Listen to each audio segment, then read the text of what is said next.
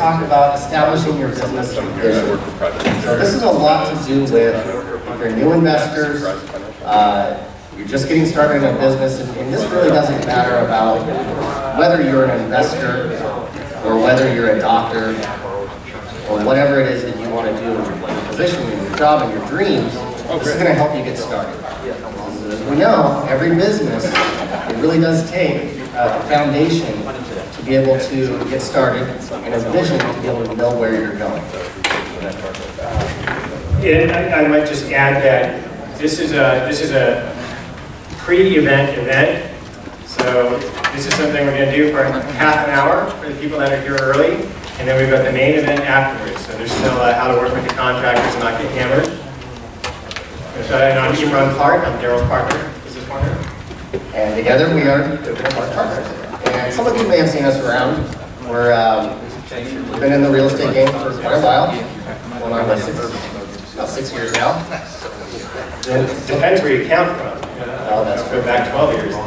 That's true. Well, together we've established a partnership. We've been together as a business partner. It's been successful for 6 years. The reason we're going to talk about establishing your business vision is because when we first got started in this, we were taught kind of the same thing. And we had some fantastic education, we had some great mentors, and a large majority of the businesses and investors, they fail within the first 5 years. And the reason is because I feel that they don't have a place to go. They just say, I'm going to be an investor. They don't know how to start, they don't know where to go, they don't know where to begin. So we're here to help you out, we're here to get you started, and hope you enjoy it. So as a disclosure, we're investors. I'm not an attorney, I'm not a tax advisor, I'm not legal professionals or financial advisors. Please review all the documents with your legal or professional advisors if there's anything we can give you, if there's anything that you, like SanDiegoInvestmentClub.com or meetup.com, there are places to go to download some forms. And I'm not any of those either. Right. Well, you're a doctor, but we'll go from there. So anything you see in the charts or anything you see on these slides are estimates, therefore samples and reviews only. No guarantees and no returns. Yeah, these are examples only. So everything review with your proper professionals, tax advisors, legal advisors, the usual disclosures, right? So let's get started. We don't have much time left. So ideas for creating your vision statement. I guess you kind of have to understand what a vision statement is, and it's kind of exactly what it sounds like. It's a vision. It clearly states the desired future of your organization or business. It's what you think your company will be like in 5, 10, or however many years down the road. It recognizes where you are now and where you want to be in the future. And maybe I don't think I mentioned this, these slides will be available. So if you don't catch anything, that's okay, I'll tell you where to go to look at the slides. An example, has everybody ever thought about buying a Lamborghini or buying a really nice car? Okay, that's kind of what it is. It's a vision, it's a dream, it's something that's down the road that's very attainable that you can reach as long as you have a path to get there. So what does it do for you? It provides focus, it provides direction, it provides you with internal power, and it makes you feel that you can do something that a lot of people may tell you that you can't do. It's a vision statement, it makes each business day a little easier, and you make better decisions, and you make them faster, and you make them with fewer errors as well. Yeah, that's a real important piece of what this does. That's the power of having a vision statement. I mean, it's more than just you can dream you want the Lamborghini or a good solid future for your children, family, whatever it is that drives you. But when you get into it and the how-to and the path, I mean, it becomes part of your core value system. So whatever's thrown at you, there's all kinds of crazy stuff. You're going to run into all kinds of peaks and valleys. And instead of being kind of a deer in the headlights, if you've got those core values, got that clear vision statement, this is a real powerful tool for you. You can make those decisions faster. I'm going to go this way, I'm going to do that because it fits with what I want to do and how I plan this. So it really consists of 3 parts. The most important part, and I think any entrepreneur is going to tell you this, is your why. You have to have that burning desire. You have to have a reason for doing whatever it is that you want to do. And it's about defining your destination, and you need a reason for going there. You know? Yeah, and I think this is really one of the hardest things for people. You know, everybody, I'm sure almost everybody has heard of you gotta have your why, you gotta have that big why. You know, and ultimately that's what creates the passion in you. If you don't have passion for whatever it is you're doing, find passion or do something else, right? It's your driving factor. But this is a key thing, and people have trouble with this. I mean, I've had trouble with it. It can change, you know. So you really got to find it, you know, get beneath the surface and get what is. Again, it comes down to values, core values. What's important to you? Why are you doing it? Number 2 of the 3 parts are your how, and this relates to more of the spirit of what you do rather than the mechanical actions that are involved. Consider the values that are involved in creating a successful journey. So how do you plan to get there? In our situation, years ago when we first sat down, we both had our whys. When we finally came together, we're like, okay, how are we going to get there? What is the first steps that we need to do in order to create the success that we need? And we created a quick plan. We followed through with that plan, and that plan was to put at least 20 properties in our pipeline in the next 30 days. And we did it. And it was a lot of work, it was hard, but again, we created our roadmap, we figured out how we were going to do it, and then we took action and we did it. Yeah, we just put it out there, and then we rolled up our sleeves and just did it. And even if we didn't sleep for 5 days. There was lots of days we didn't sleep. Yeah.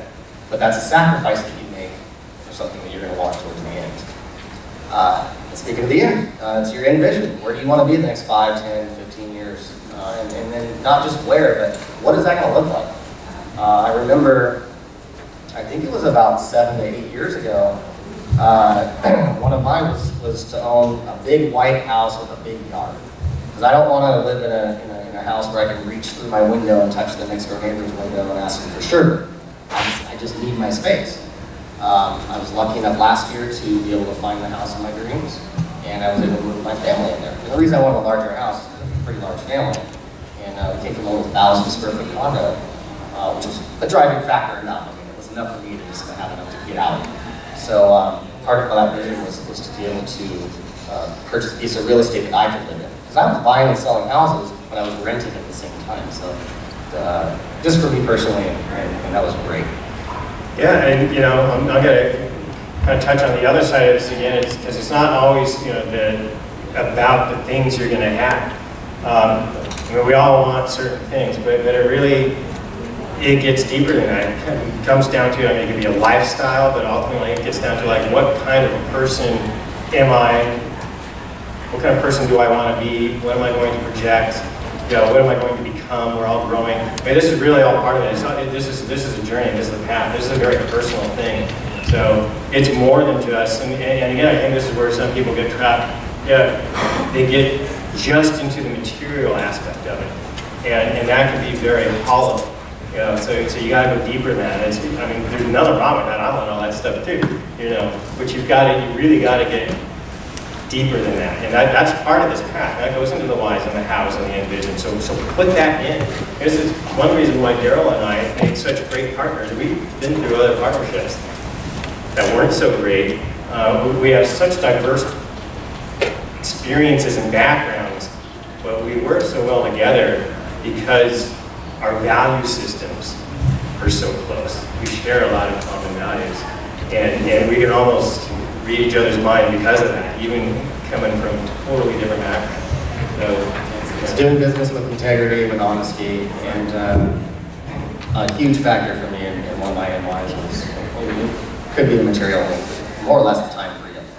I'm kind of lazy, I don't like to work, and so if I could buy a whole crap load of houses and have them pay me every month, then I don't have to work anymore, problem solved. So, especially for somebody else. Yeah, especially for working for somebody Making their dreams. So, yeah, that was kind of my line. So when crafting your vision statement, you slip into thinking only about what you do, your statement will not be as useful or as powerful. Instead, concentrate on your values, your end vision, and the reason you want to get there. Your vision statement is one element of the pyramid of power in your business plan. We'll talk about the pyramid of power. We touched on a couple of these things, and let's go through them real quick. Number one at the top is your why. It's your reason for striving for success. Your vision would be number two. What does it look like? What does the future of your business look like? Your mission, what is it that you are here to do? And it's something you should be passionate about. I mean, you shouldn't want to go be a real estate investor because the money's good. You should want to do it because you love it. What strategies that you have, the avenues that you can pursue. Network with a lot of people, that'll help that'll give you a lot more avenues to pursue as well. And the tactics, the steps you take down those avenues. Yeah, I think before you flip to the next slide, I'd like to ask people a question here. Because we're going to get to, okay, the tools for putting some of this in place. And has anybody here heard of a SWOT analysis? SWOT. We got a few people here that have heard of it. Okay. And the rest That's why you're here. Yeah, exactly. So the rest of the folks here have not heard of a SWOT analysis.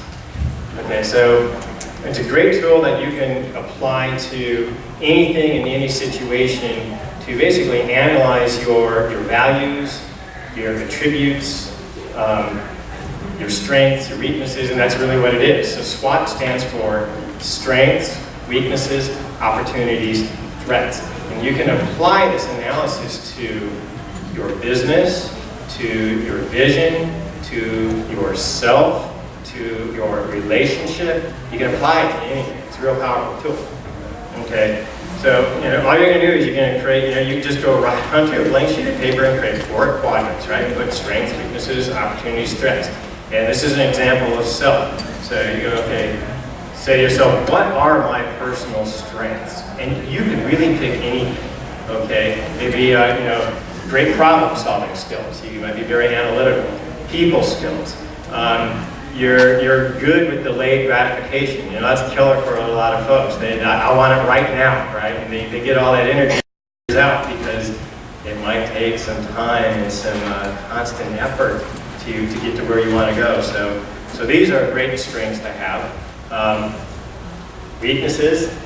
Some of this comes off of my own SWOT analysis a few years ago. Okay? You work on it. Yeah, that's funny. I actually found yours from 2009. Right. So I pulled it out. Right. This is why we wanted to share it. Right. And all of it, if you allow chaos to enter, right? So you start out real organized, and then things just start going a little disorganized. You see your desk, it piles up with stuff, and it's messy, and you're kind of all over the place, right? So chaos can be a killer. Managing time and energy can be a big killer for all of us. It was for me too. Right? Trying to do everything, or if you get distracted, pushing your own agenda, that can be a bad thing. You've got to be open to what's out there. If your business in any way involves working with other people, and you only have your agenda that you're pushing, you're not getting a back and forth energy. Ultimately, it's going to be a collaboration, whatever it is you're doing. Okay. So opportunities are more about, okay, where can I go with this? Where is it going to take me? What I was doing, starting my own business, getting into real estate investing, I was getting on my own path. Instead, I used to work a W-2 job like a lot of folks, and I was on somebody else's sense of direction and their purpose and making that happen for them. So this gave me my own direction. It allowed me to quit that JOB and blaze my own path. Some of the threats, I started out with not a very specific enough why, finding that drive that was going to keep me going. Establishing my boundaries, that was a big one. I let a lot of people, I opened up, I was very generous with my time, with people that might be wasting my time, right, or taking advantage of me. So, I need to be good about learning how to establish my boundaries with other people and saying, you're not serving me, you're threatening me, or, I've come at this time, and then overworking. That was a big one, right? Started having a full-time job. Starting a business can affect your health, can affect your relationships. So, you got to take that break, right, and recharge.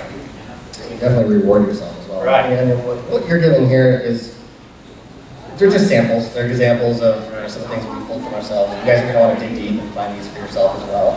And anything and everything is applicable. Whatever you come up with. Whatever you come up with is right. Yeah. Okay. So that's applying to like self, but now you want to, Make a second. in our case, apply to business. Like I said, you can apply to relationships. But in the business, what we were looking at, we were well trained in short sales. We had a system that we learned.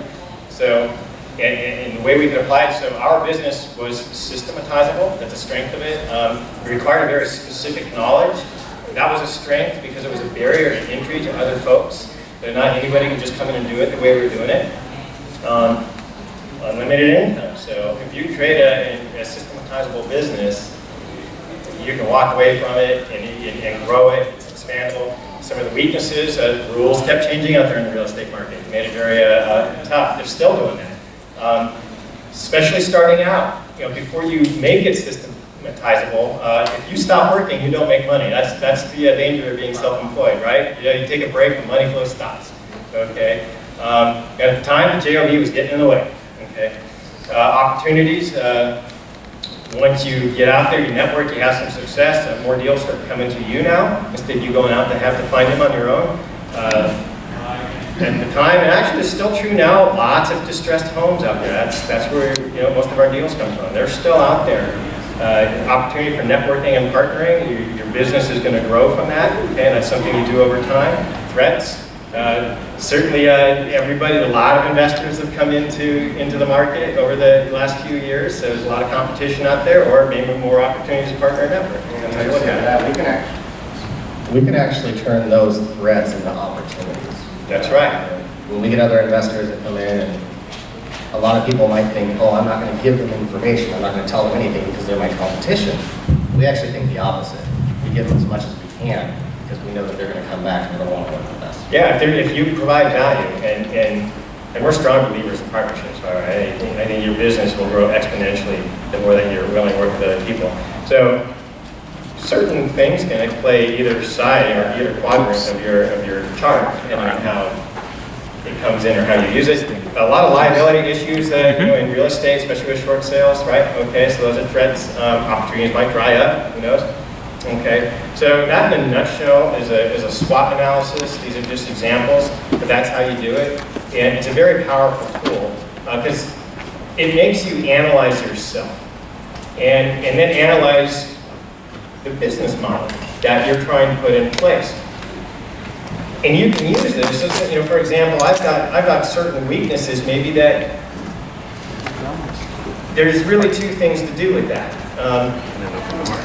Work on them so that they're no longer weaknesses, or focus on my strengths, maybe work on a couple of weaknesses that are important to improve, but no one person is going to be the best, most perfect human being at everything. So you want to find a way to maybe take one of your weaknesses and find somebody or something that has those strengths and complement.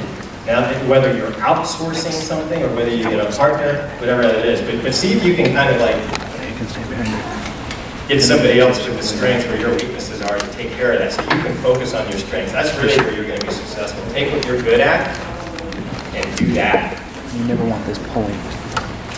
So this is just some of the common basic investing strategies out there. This is also helps people think of, okay, what is my business vision? We're all here mostly for real estate, I presume, but what am I going to do out there? Some people say, I want to do wholesaling, I want to do short selling, I want to buy a home. What is out there? People are new at it, what can I do? So these are the basic strategies. There's a lot of stuff that are combinations and hybrids off of this that are in place, but it's right there. It's a buy and hold, fix and flip, creative acquisitions, like taking stuff subject to, those are big now. There it is subject to wholesaling, going to tax foreclosures, lease options are big right now, short sales are still huge right now. So this is just kind of a memory jogger for people. How many people in the room have done a real estate investing deal, transaction? Yeah, quite a few. Okay. About 3/4 of the room. And just curiosity, how many of you have buy and holds? Fantastic. That's where the wealth is. That's where the wealth is. That's the long-term wealth. Big money will come from the. How many of you do flips? Great. Here, yeah. That's the short-term income. Right. That's good stuff. Great. So using the SWOT analysis and figuring out what kind of a strategy, what kind of a business you want to have, you can now start matching your strengths and your goals to specific strategies. Because you can actually, take one of those strategies, whether it's fix and flip or buy and hold, run a SWOT analysis on that separately. There's if you're going to get into short sales, for instance, you want to have good people skills. There are some people they don't want to deal with other people. They might be better at tax auctions and doing just buy and hold and managing from a distance. So really, analyze yourself, and what you like to do and where your strengths are, and pick a strategy that works for that. Don't pick something that gosh, I'm going to have to sit down in front of a lot of people. And you don't like that. But if you're one of those folks that you're really good with people, you're a good problem solver, then that could be for you. So work on yourself on that. And so what is my goal ultimately? And it's really important to consider because that's ultimately going to help you select what kind of strategy that you're going to use. Okay. Well, speaking of strategies, we didn't get into the definition of each one of these. But if you were to go to Google any one of these, you're going to find definitions to these. And this is where you can match your strengths to the type of investing you want to do. That's going to lead you to the best success. Yeah, we can run a whole weekend workshop going over those things for another time. Right. So just make sure that your strategy fits with what you like to do. And if you don't do that, if you don't like doing it, you'll never get it done. So that's a real important piece of it. And also just evaluate your current knowledge and your resources. Your resources might be somebody else's knowledge if you want to get your particular strategy, and you start learning from them. Really, value. I've really been hitting that. Know your own personal values, okay, and make a list of them. Keep your core ones that are important to you, and see if that fits with your strategy. If the way we look at what we do in our business, we're solving people's problems, and we're helping people. And we get a lot of referrals from people that we buy houses from or sell houses to, just because of our own personal values that we bring to it. If we ever feel that our business starts faltering, the first thing we do is we look inward and realize, maybe I got a little focused on the money on that one instead of on that person.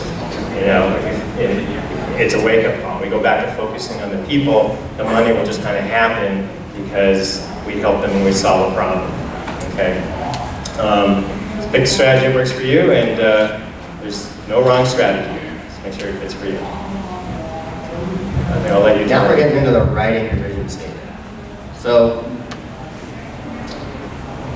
I guess mind accomplished is what motivational speakers call putting your vision into writing. It's important to really evaluate your strengths, your weaknesses, your goals, your values, your inclinations, and your resources. And your vision statement should contain the purpose of the business, what you'll do to create the reality embodied in your vision, and what is the outcome that you want. And if you stick to it, use it. So here, I'm going to show you an example.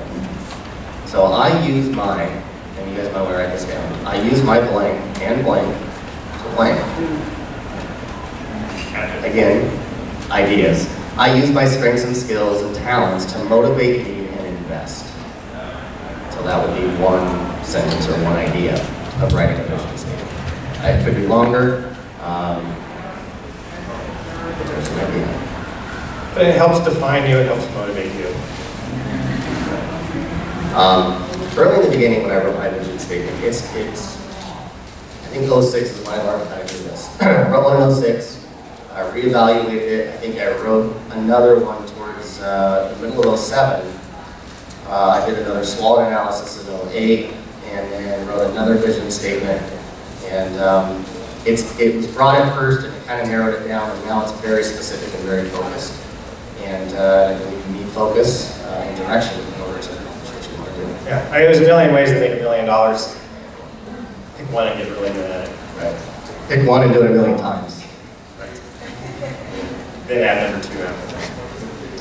So So I guess we do. We have about 4 minutes for questions. Anybody have any questions? So kind of all started at the same time, but again, you got to start within yourself.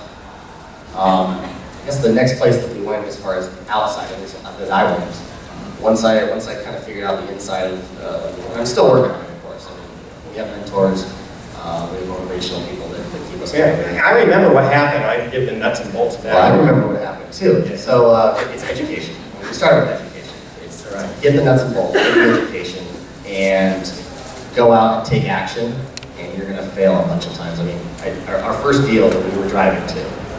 Well, even before this, because we had partnered up. We knew each other from going to a lot of similar networking stuff like this. Had a few of the same mentors, went to the same education, so we knew each other. And then we kept bumping into each other on a particular strategy. That was a big waste of time, but we got to know each other even better. So that we decided to partner up. We pursued a particular strategy and a particular other partner that didn't really work out. We'd both been really well trained in short sales, in short sale flips, by a couple of guys that had been doing this since 2003 out of Boise, Idaho, back before short sale was in the dictionary, right? Because everything was going up and nice in 2003, so there weren't as many distressed properties, and they were way out in Boise, Idaho, and they were making $100 grand a month doing it. And we trained with them off and on for 2 years, but they're really hard. And it takes a long time, right? And so we went for the easy, quick stuff. So we should just do short sales, do short sales. There were a couple other, a guy and a gal that had partnered up and were like a year ahead of us that had focused on it. And we sat down and listened to their success and what was happening. And it was one of those aha moments. And there are points in your life where you just decide. And we looked at each other like, we know how to do this. This is what our business plan is going to be. And it literally was like from that night forward. We went to like a Denny's that night and we just laid it out. And that's when we said, we're going to get our 20 properties under contract within 30 days and we're just going to hit this strategy.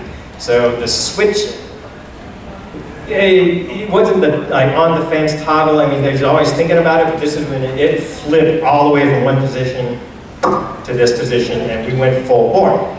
And how we did it was we started out with letter campaigns that we wrote out by hand. We got the distressed property list and we put them out there, and we put out thousands, a lot of writers. So, and then I was at a full-time job. I had the first appointment. What you're about to say? Yeah, the first appointment. We're going to get the calls. We're going to fail. Take a 3-hour lunch. We're going to speak up our own words. We're going to not know what to say to these people.